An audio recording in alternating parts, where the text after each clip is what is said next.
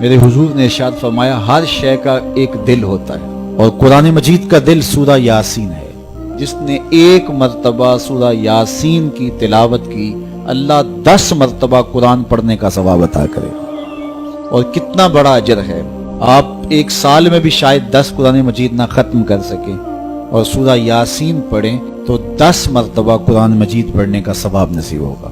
تو اپنی صبح کا آغاز سورہ یاسین سے کیا کریں، نماز فجر کے بعد اشراق تک سورہ یاسین پڑھ لیا کریں۔ سورہ یاسین اگر آپ پڑھ کے اپنے دن کا آغاز کرتے ہیں، آپ کا سارا دن خیر سے گزرے گا۔ اس دن اگر کاروبار کریں گے تو برکت ہوگی، اس دن بہت ساری بیماریوں سے، آفات و بلیات ارضیہ اور سماویہ سے بچے رہیں گے، لوگوں کے شر سے، حادثات سے محفوظ رہیں گے۔ میرے حضور نے ارشاد فرمایا قرآن مجید میں ایک سورت ہے جس کی 30 آیات ہیں، اگر کوئی شخص اس کی تلاوت کرتا ہے تو وہ سورت پڑھنے والے کی شفاعت کرتی ہے، اور اتنی بار شفاعت کرتی ہے کہ اس کو بخشوا کے چھوڑتی ہے۔ وہ سورت کون سی ہے؟ وَهِيَ تَبَارَكَ الَّذِي بِيَدِهِ الْمُلْكُ، یہ سورۃ الملک ہے، 30 آیتیں ہیں۔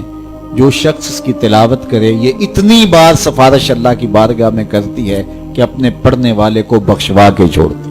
تو اپنے دن کا آغاز سورہ یاسین سے کریں اور اپنی شب کا آغاز سورہ ملک سے کریں۔ سونے سے پہلے سورہ ملک کی تلاوت ضرور کر لیں، انشاءاللہ اس سے رات برکت سے گزرے گی۔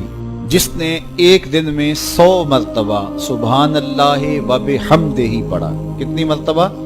100 مرتبہ کیا پڑھا؟ سبحان اللہ و بحمدہ، فرمایا کہ اس کے گناہ سمندر کی جھاگ کے برابر بھی ہوں تو اللہ معاف فرما دے گا۔